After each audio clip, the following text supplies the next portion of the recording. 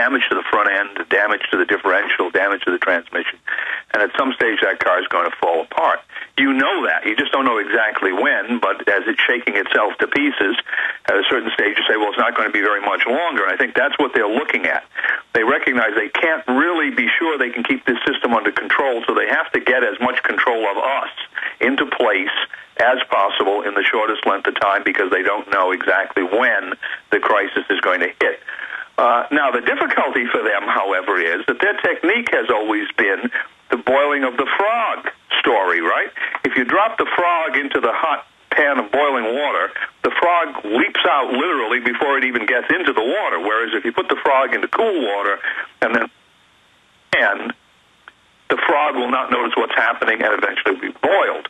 They're heating up the pan now at an increasingly rapid rate, and I think the numbers are waking up to the fact that they're being boiled, and it's only a matter of a very short length of time when enough of them start to jump out of that pan. I think we're seeing that in the Tea Party movement. We're seeing that, of course, in what you're doing and educating people all over the country. It's becoming more and more apparent that the blinders are being stripped off the eyes of the average American, and he can see who's who and what's what, and now it's simply a matter of getting him to understand what needs to be done to deal with these problems that he recognizes are there, finally recognizes are there. Break it down. Where we're going, what individuals can do, what communities can do. Let's say you're the general trying to direct people on the best course of action to take the republic back from these people via the states and as well as the federal government. What is the proper role of the states and the people under the 9th and 10th Amendment? Of course, you covered in Don't Tread on Me. How do we legally and lawfully block and then checkmate this criminal takeover? Well, I think, number one, we have to get control of our local economies, because if the economy goes down in general, the average man is going to be in a desperate situation. He's going to be willing to take direction from higher-up authorities, from the central government, from martial law figures, or the man on the white horse type syndrome. And the economy is the thing that really is the linchpin here. And we have the opportunity to do that, but it's going to require action at the state level, and action at the state level directed towards what? Towards providing the foundation for any sound economy, which is a sound currency system. We don't have that now. Our problem is centrally located in the Federal Reserve System. We wouldn't have all of these difficulties today, at least not to the degree that we have them, if that system weren't in operation, hadn't been in operation since before World War I. So we need to take action at the state level to bring in an alternative currency, and we see that already happening, at least in the sense that various state legislators are putting in bills to that effect. There's one this year in Georgia, in South Carolina. There was one last year in Indiana and Montana. I think Colorado had one. People in Oklahoma are talking about it. So I think it's a matter of folks at the grassroots making the contacts with state legislators that they think have a true constitutionalist bent, number one, and some understanding of the economics of the situation, saying, look, we need you to take a strong look at this kind of legislation. We can, in fact, we have the constitutional authority. Actually, the Supreme Court already ruled on this particular question in the late 1800s, whether a state could institute and use an alternative currency and not be required to use the currency that Congress had emitted. At that time was the Lincoln greenbacks, the irredeemable Lincoln greenbacks. So we even have the Supreme Court on our side on this one, besides the 10th Amendment and the 9th Amendment. So that's number one.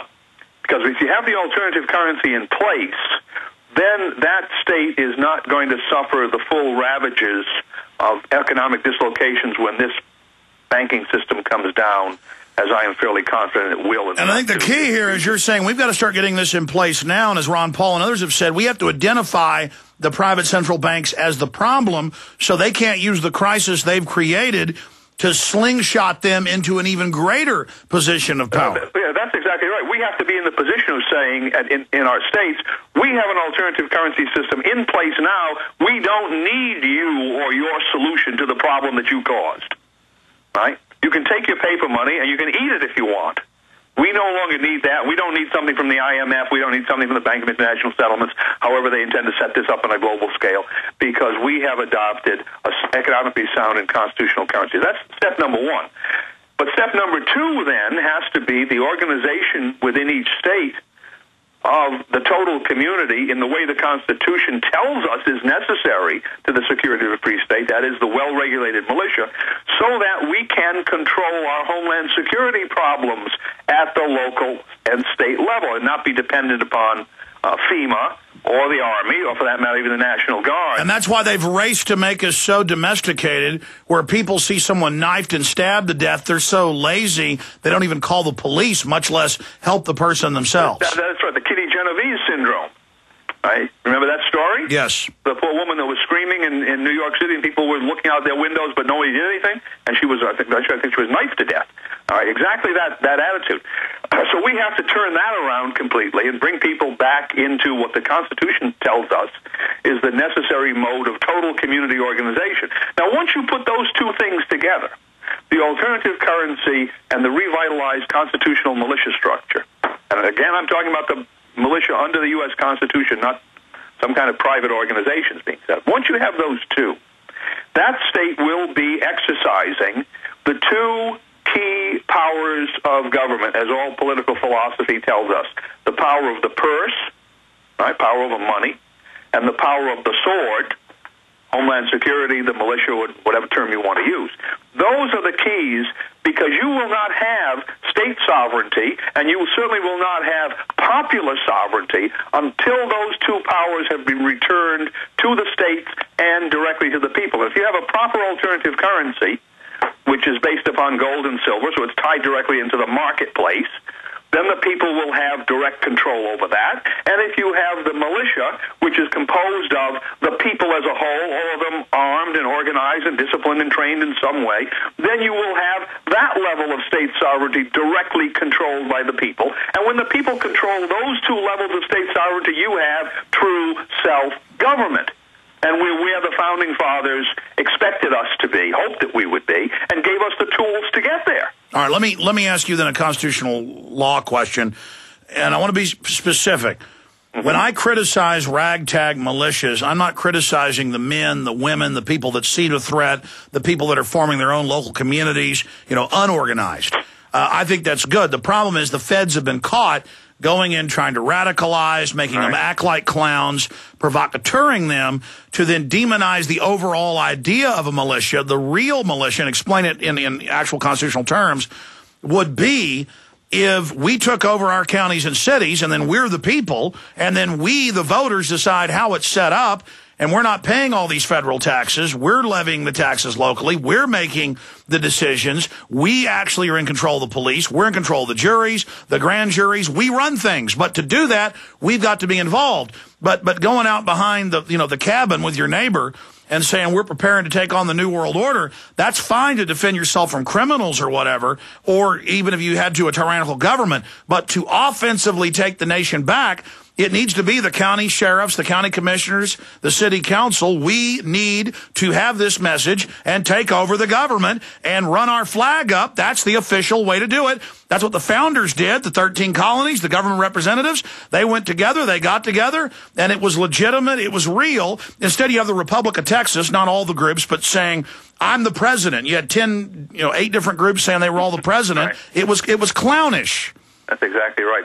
The key to this is to obtain legal authority under our constitutional structure. There is a way to do that. You can look back through history all the way into the earliest colonial times. You can see what that structure was.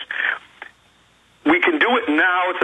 Ultimately, it's a matter of passing a statute. I think could probably be done at a county level or the town level or whatever, but it would have only obviously limited authority within that jurisdiction. But those could be models for the state. That's right. You could start doing this kind of thing. If they were done at the county level, I wouldn't call the organizations militia. If your county council set something up, you might call it a county committee of safety or a county homeland defense organization or whatever. Give it some other name, because in constitutional principle, what the militia are called, the militia of the several states. They are state institutions, and they always were.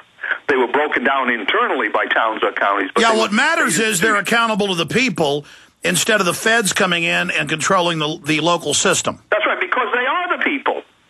You see that you have perfect transparency, you have perfect accountability. Why? Because these institutions are self-governing institutions composed of the people themselves.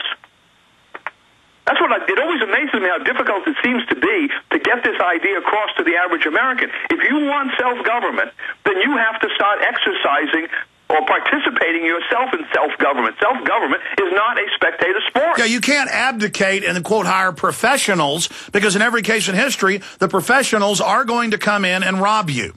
That's right. They're going to become the governors, and you're going to become the subjects. That's the rule of history, the rule of political philosophy. I mean, every time you look at that kind of a system, it moves in the direction of centralized control, and the people lower down in the pyramid, because they're always pyramidal structures, the people lower down in the pyramid have less and less control. Our constitutional pyramid works exactly the other way. Sovereignty is at the bottom, and less authority is delegated to the top. But for sovereignty to exist, sovereignty has to be exercised. People cannot claim to be sovereigns unless they take sovereign actions, unless they perform sovereign functions.